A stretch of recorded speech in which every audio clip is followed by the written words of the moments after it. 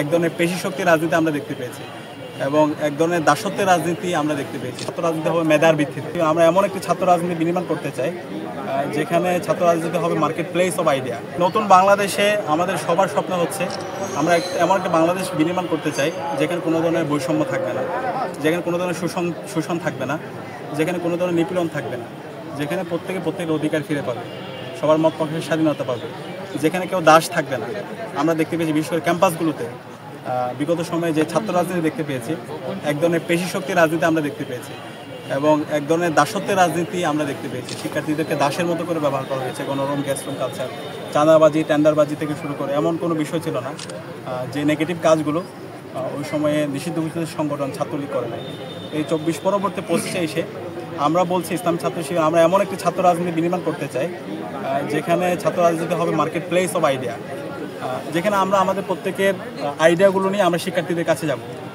সাধারণ শিক্ষার্থীরা যার আইডিয়া ভালো লাগবে, যার আদর্শ তার ভালো লাগবে সেটা গ্রহণ করবে, যার আদর্শ তার ভালো লাগবে না সেটা সমালোচনা করবে। এই ভালো লাগা অথবা সমালোচনা করা দুইটাকে আমরা সাধুবাদ জানাবো, কিন্তু এখানে কেউ আমরা হকি স্টিক অথবা স্ট্যাম্প নিয়ে যাবো না। এই ধরনের ছাত্র রাজনীতির কথা আমরা বলছি। দ্বিতীয়ত আমরা বলছি ছাত্র রাজনীতি হবে মেধার ভিত্তিতে। আমাদের কাজ হবে মেধার প্রতিযোগিতা। আজকে আমরা দেখতে পেয়েছি ইসলাম ছাত্র শিবির আমরা উৎসব করেছি, সারা দেশে প্রতিটি ক্যাম্পাসে আমরা প্রকাশনা উৎসব করছি। ইসলামী ছাত্র শিবিরের সমৃদ্ধ আমাদের প্রকাশনা আছে, প্রায় 200 আইটেমের আমাদের প্রকাশনা আছে। আমাদের এবছরে যে 3 পাতা ক্যালেন্ডার বের করা হয়েছে, আমরা ওইখানে পুরো জুলাই অভ্যুত্থানের সামারিটা আমরা নিয়ে আসার চেষ্টা করেছি।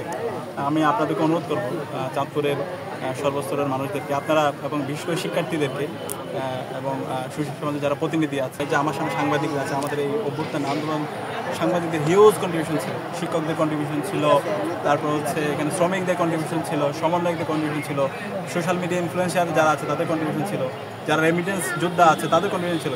সবাই আমরা মোটামুটি কিছু আনার চেষ্টা করেছি। তারপর বৈষম্যহীন বাংলাদেশ আমাদের প্রত্যাশা থেকে সেটা আনার চেষ্টা করেছি।